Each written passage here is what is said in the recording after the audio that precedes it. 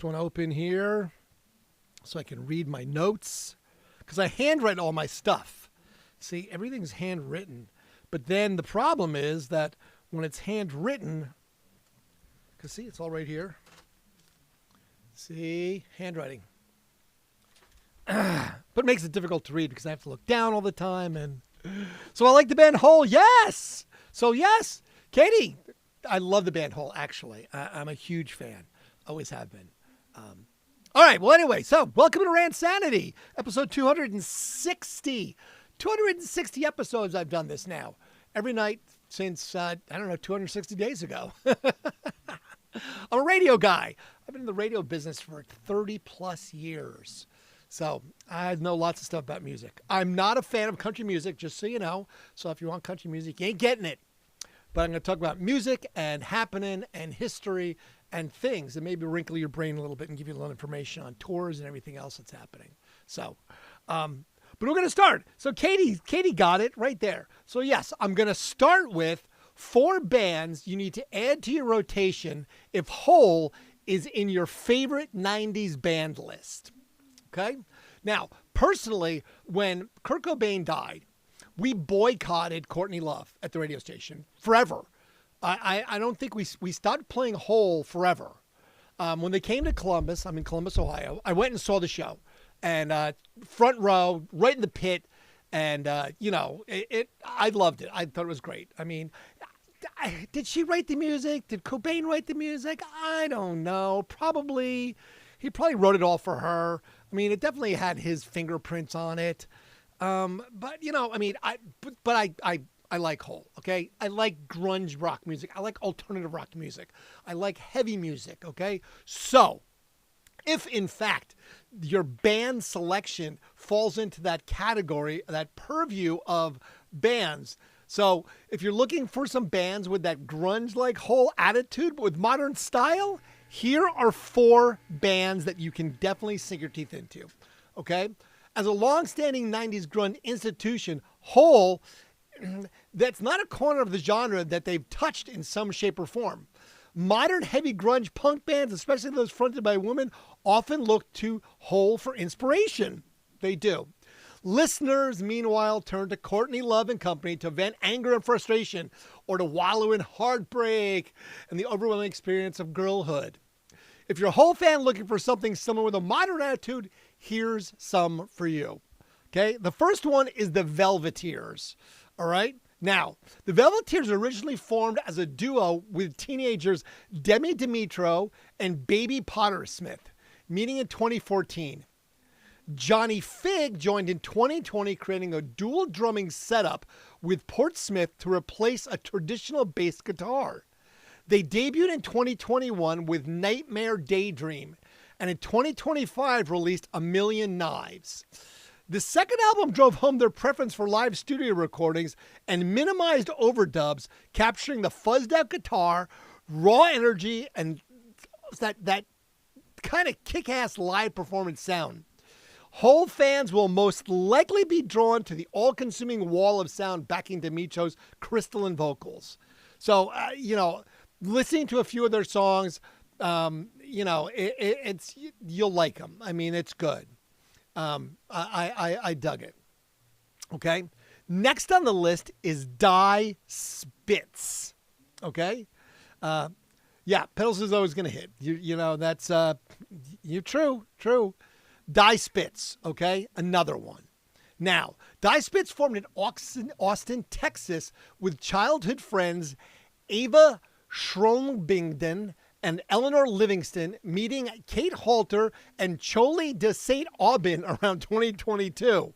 Their debut album, Something to Consume, dropped in 25 to an overwhelming critical acclaim.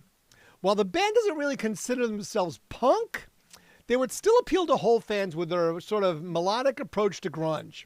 With influences ranging from Nirvana to Veruca Salt and PJ Harvey, Die Spitz is a modern take on heavy grunge that often defies expectations.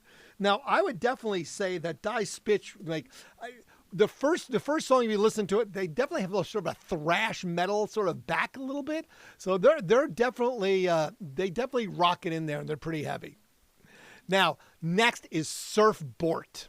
Okay? Surf Bort formed in 2014, helmed by Danny Miller, and released their debut LP, Friendship Magic, in 2018. The follow-up was Keep On Truckin' in 2021, with their band announcing their third album, Reality Star, for March 2026 release.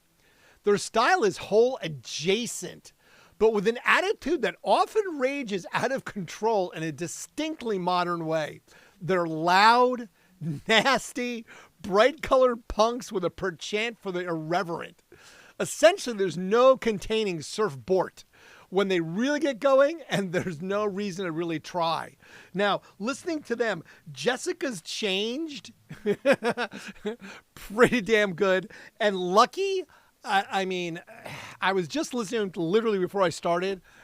I got to tell you, go ahead and listen to Surf Bort, B-O-R-T, and listen to those couple songs if you like Cole. I would definitely say give it a shot, Kitty. Just drop that right now. Go to YouTube Music. Go listen to a couple of those songs. And you'll be like, all right, you found a band you could dig into. But yeah, I definitely dig Surf Bort. I will definitely be listening to them a lot more. Last on the list is Gully Boys. Recently discovered, their debut self-titled LP, sort of a little bit... a little bit less. They're more old pop than Hole fans might typically go for. The underlying Gully Boys attitude is raucous, messy, and it's definitely punk as hell. They're a four-piece from Minneapolis.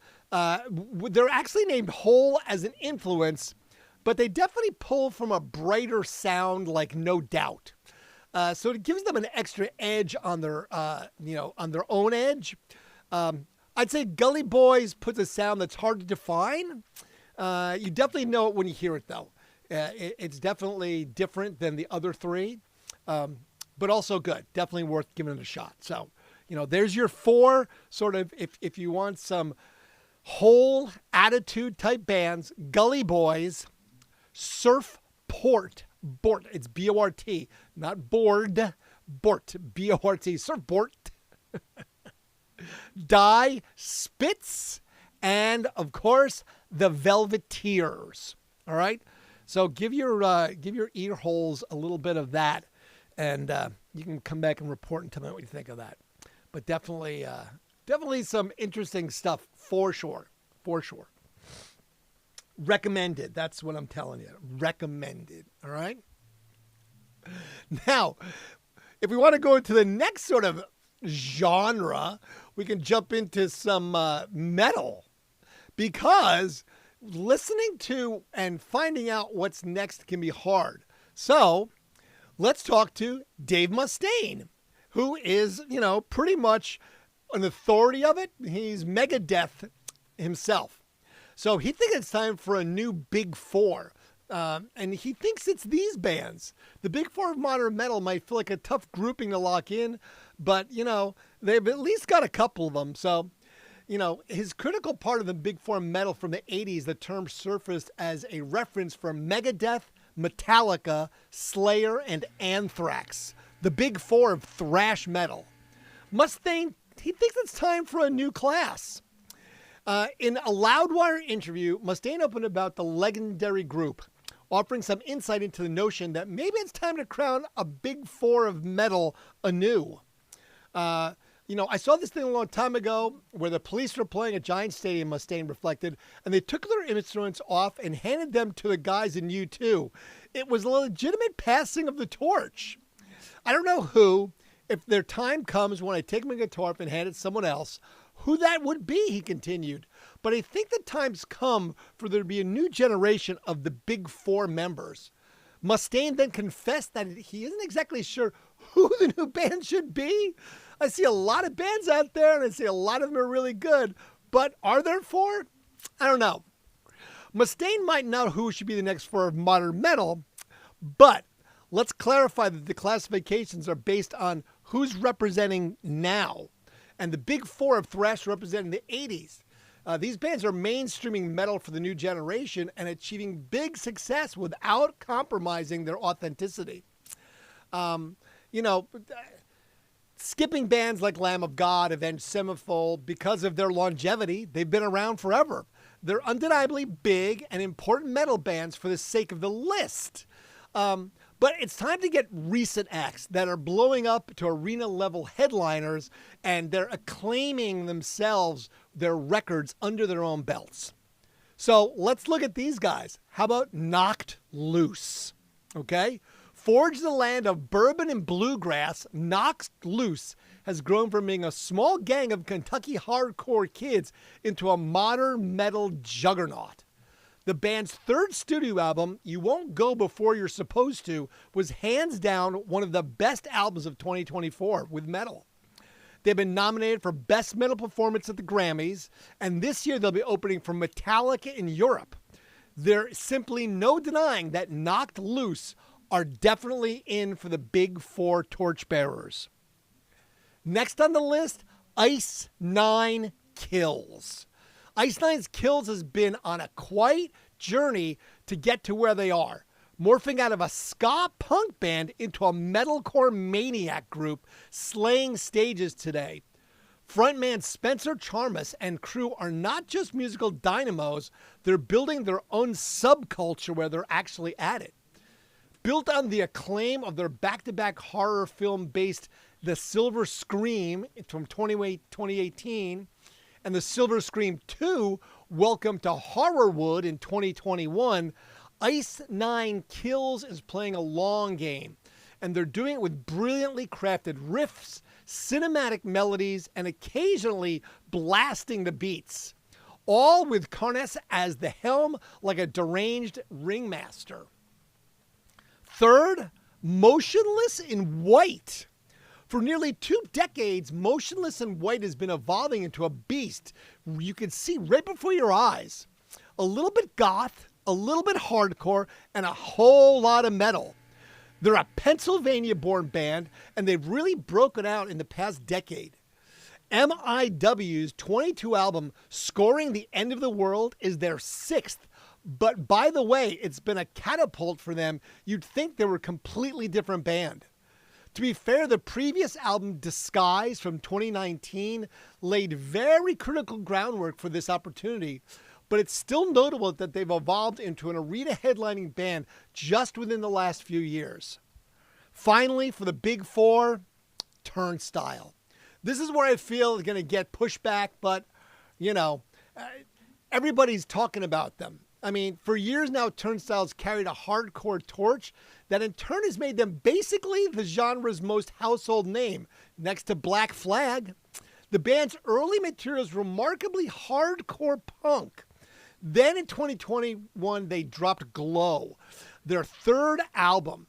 The record showcased a metamorphosis into more experimental territory, a trend that continued into their acclaimed 2025 album, Never Enough. Turnstiles are now winners of multiple Grammy Awards, including the trophy for Best Metal Performance at the 2026 Awards. To say they are the biggest hardcore band in the world right now would kind of be an understatement. I saw them back when they played at the LC here a few years back, and I have to tell you, it was an experience. Watching the entire floor become a pit of over 1,000 people was amazing. Watching them open up for Blink-182, I saw them be able to overshadow those guys in an instant while they were on that stage. So there's the top 4, the new metal 4 that could easily be. You've got Turnstile, you've got Motionless in White, you've got Ice Nine Kills, and Knocked Loose. So there's some more music recommendations for a little bit of whole 90s and some new metal. Questions, comments, concerns? All right. Let's see. Dirty Radio FM. What's up, Dirty Radio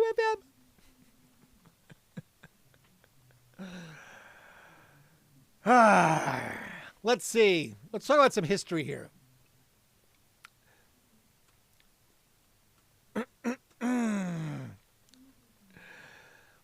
In 1972, on this day, Led Zeppelin made their Australian live debut when they kicked off a 6-date tour at the Subico Oval in Perth. Police battled with over 500 fans who rammed locked gates trying to get into the concert. Over 4,000 fans stood outside the venue without tickets, and local residents jammed police phones complaining about the noise. Of course they did. Who's not going to complain about Led Zeppelin noise? I mean, I would complain about Led Zeppelin noise. No, stop. I'm not going to complain about Led Zeppelin noise. That's the last thing I'm going to do. In 1974, now see, this is a harmless arrest. We'll talk about a much more douchey arrest in a few minutes, okay? But this is a harmless arrest. In 1974, during a tour of America, the members of Emerson, Lake and Palmer, ELP, were arrested in Salt Lake City after swimming naked in the hotel pool. They were each fined $75. See, that's harmless. A little skinny dipping in the pool, they got arrested, blah, blah, blah. That's fine. We'll get to that, something that's less fine in a minute, okay? In 1974, also, winners in the UK Music Weekly Disc Readers Award poll went to Slade, top musician Roy Wood. David Bowie won UK and World Male Singer. Top single with Genie, an album with Aladdin Sane. Top female singer was Lindsay DePaul, and Brightest Hope was won by David Essex. 1975, Cher started her own weekly hour of music and comedy shows on CBS TV. The singer co-presented with Sonny and Cher Comedy Hour with her former husband. Cher's new show featured a female guest each week. Now, that was in 1975 on the 16th of February. Well, that was a nice birthday present for Sonny Bono, whose birthday happens to fall on this day as well. So on Sonny Bono's birthday, Cher started her own weekly hour of music and comedy without him. So happy birthday, Sonny Bono.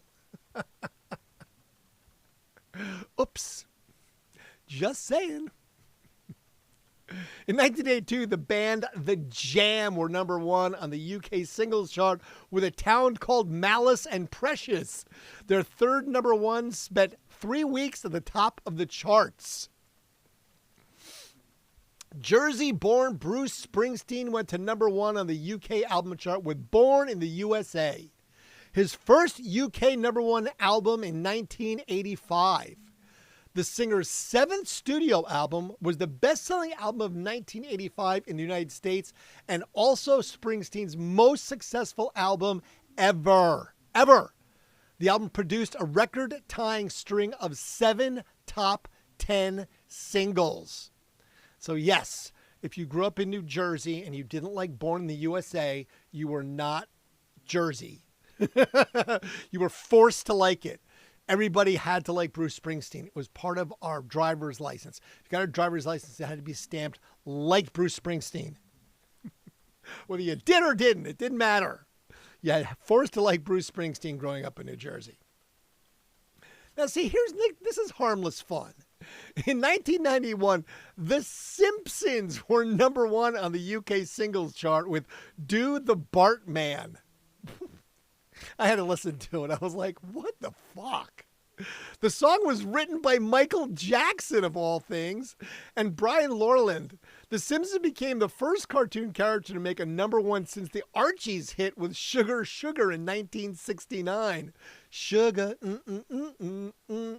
honey, honey. Jackson was a massive fan of The Simpsons, and he had called the producers one night offering to write Bart a number one single and do a guest spot on the show. Well, he did write him a number one single. I don't know if he had a guest spot on the show. I don't care. 1999, Robbie Williams won 3 awards at this year's Brits. The singer won Best British Solo Artist, Best Single for Angels, and Best Video for Millennium. Manic Street Preachers won Best British Group. Natalie Imbruglia won Best International Female Artist, and Best Newcomer, Best International Group went to The Corrs. Oh, poor George Michael. In 2002, 2. Thieves broke into his London home and stole $170,000 worth of paintings, jewelry, and designer clothes, and then drove off in his $136,000 Aston Martin DB7. They also caused $350,000 worth of damage to his home. Oh, man. So wait, let's rack that up. 340 and 170. So we're talking what? 4, 5, $500,000, 136. So what? About $650,000 gone in one day. George Michael can make that back, but I think he died. Oh man, you know. Okay, so I talked about harmless arrests. Emerson, Lake, and Palmer getting arrested in the pool. That's harmless. Okay, now this gets to be the douchebag of the day award. 2005, Kid Rock was arrested for allegedly punching a DJ at a strip club in Nashville, Tennessee. Of course. Police were called to the incident, but Rock escaped from the club. Of course he did. Shortly after, he was pulled over by an officer who got an autograph, but did not do a breathalyzer test on him despite smelling alcohol. Oh, and guess what? The officer was subsequently fired. Fuck around and find out with that one. Kid was eventually arrested a few hours later, taken to night court, and released on $3,000 bail. I mean, really? You punched a DJ at a strip club? Bro, really? I mean, yow. Just saying. Also in 2005, Yusuf Islam, the former Cat Stevens, was awarded substantial damages from the Sunday Times and the Sun after they printed articles alleging he was involved in terrorism. Both newspapers apologized to the 56-year-old musician for the false and highly defamatory allegations. The papers also paid his legal bills and pledged not to repeat the allegations. The money awarded was given to tsunami relief projects. I mean, come on. The guy changed his name and you immediately jumped to that one. And we all remember this if we were around.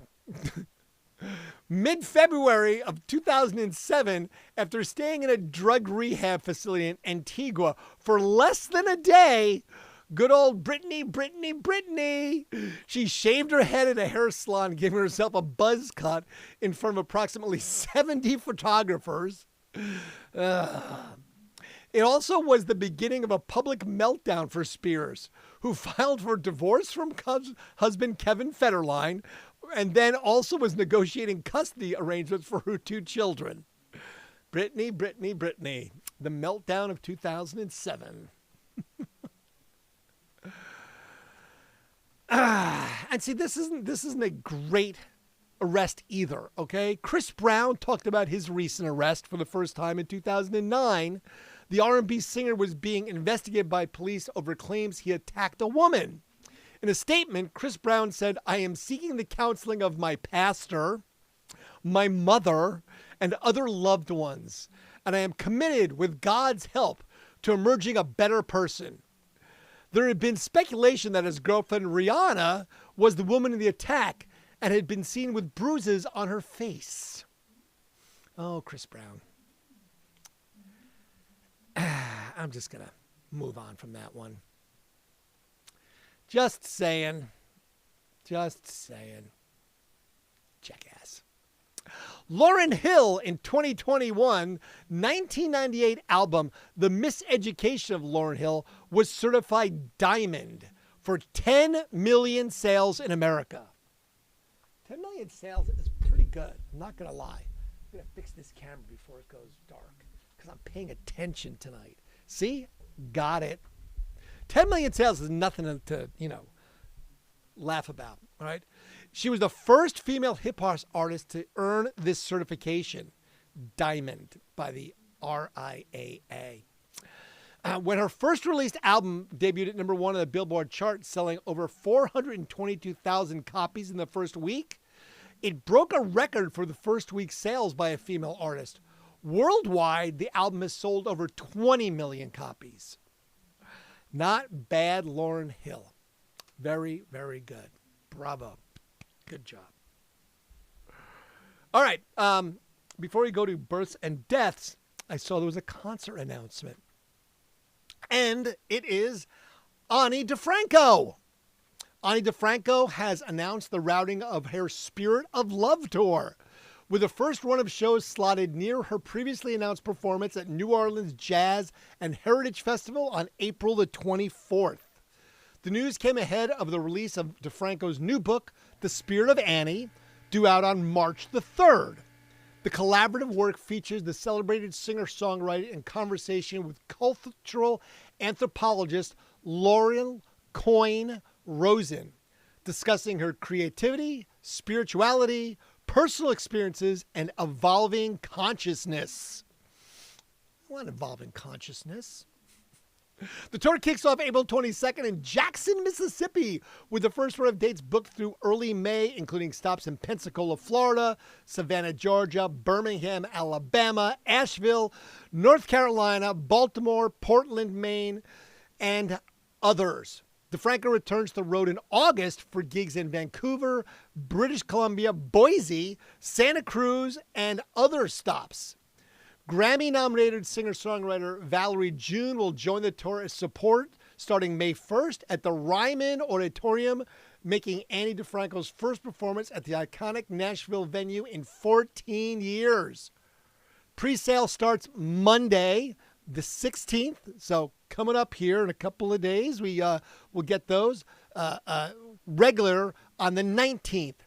So pre-sale was today, and regular tickets go on sale Thursday the 19th at 10 p.m. it says, but I think that would be at 10 a.m. That's just me.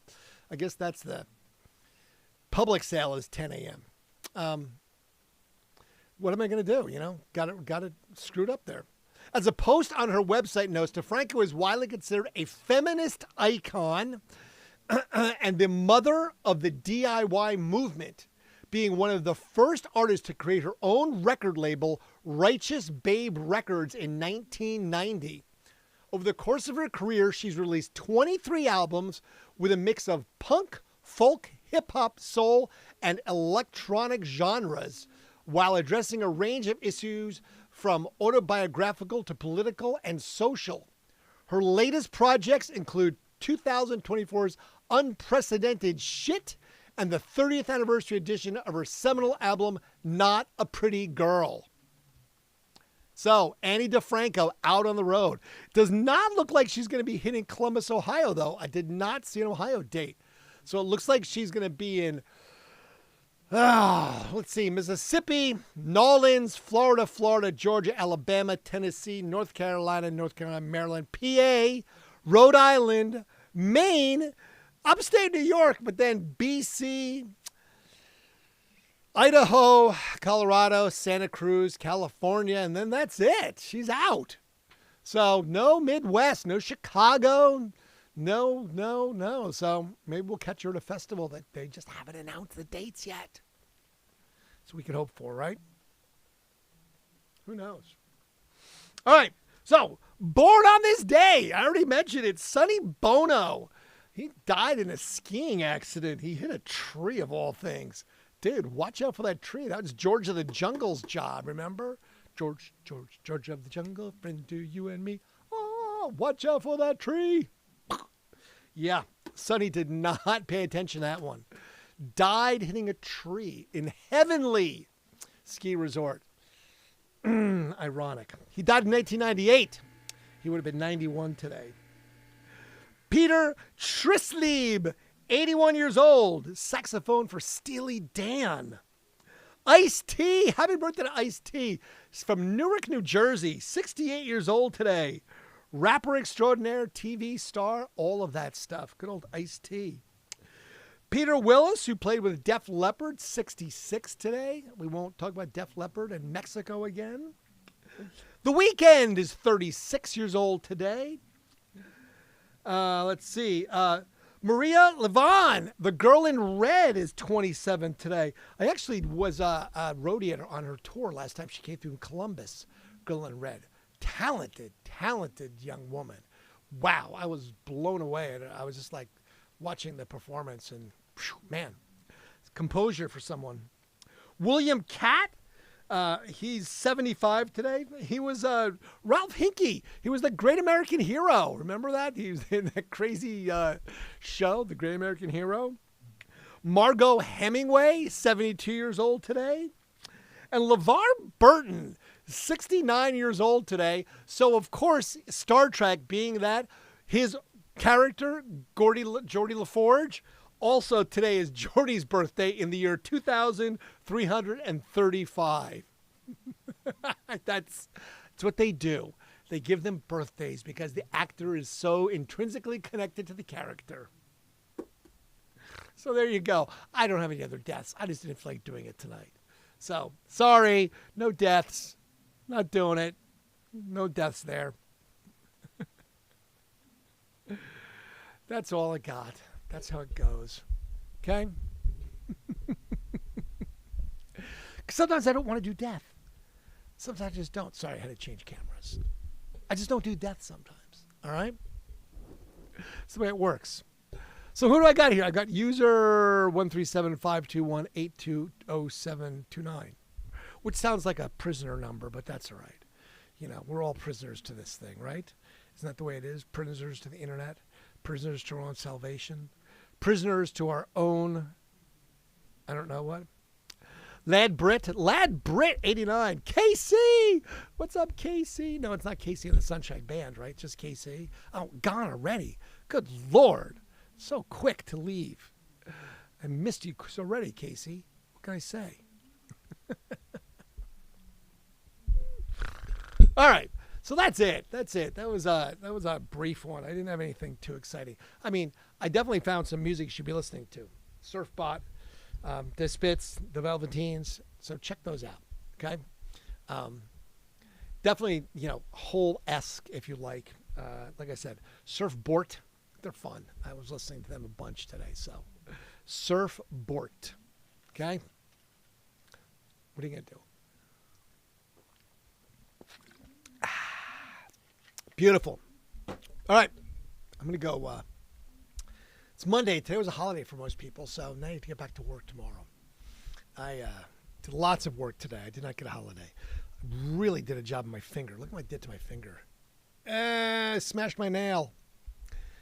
It really hurts. My advice is don't smash your fingers. Really, really not recommended. I may have broken this one. It's definitely a good possibility I broke my finger doing that. But life goes on, and we move on. So I will give my TED Talk tomorrow. But tonight I'm going to avoid that.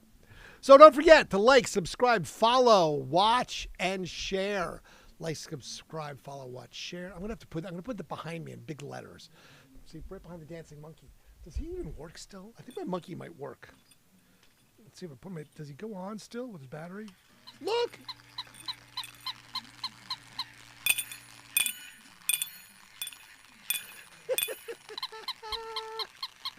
It still works.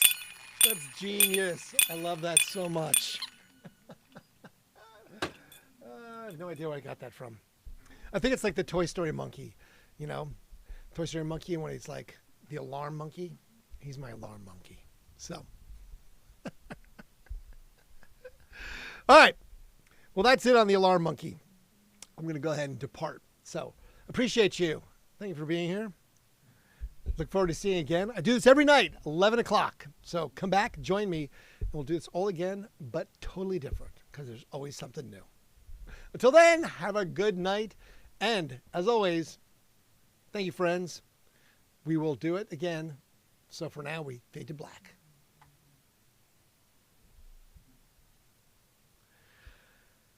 Fade to black.